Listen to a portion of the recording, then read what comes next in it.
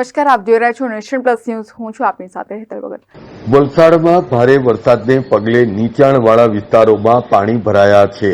Mogarawadi railway ગરનાળામાં દર વખતની જેમ આ વખતે પણ કમર સમાણા પાણી ભરાયા છે, જેમાં મોગરાવાડી અક્ષરધામ ખાતે રહેતી અને મૂળ ભાવનગરની શિક્ષિકાની બિલીમોરાથી કપરાડા તાલુકામાં બદલી થઈ હતી. આ શિક્ષિકા સવારે કાર લઈને જળબંબાકાર વચ્ચે ગરનાળા પાસેથી પસાર થવા ગઈ હતી.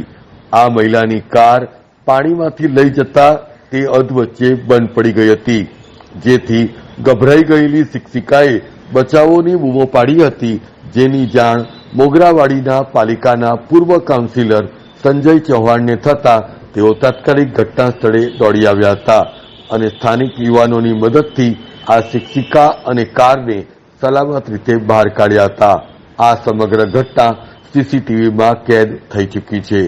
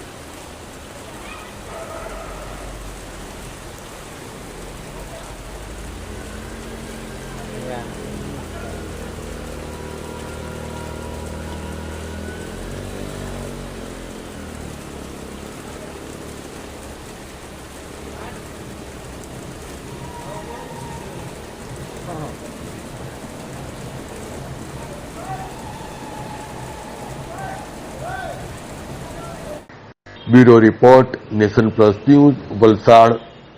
સમાચારોના સતત અપડેટ મેળવવા માટે અમારી નેશન પ્લસ ન્યૂઝની યુટ્યુબ ચેનલને સબસ્ક્રાઇબ કરો, બેલ આઇકન દબાવો અને જોડાયેલા રહો ફેસબુક, ઇન્સ્ટાગ્રામ અને ટ્વિટર પર.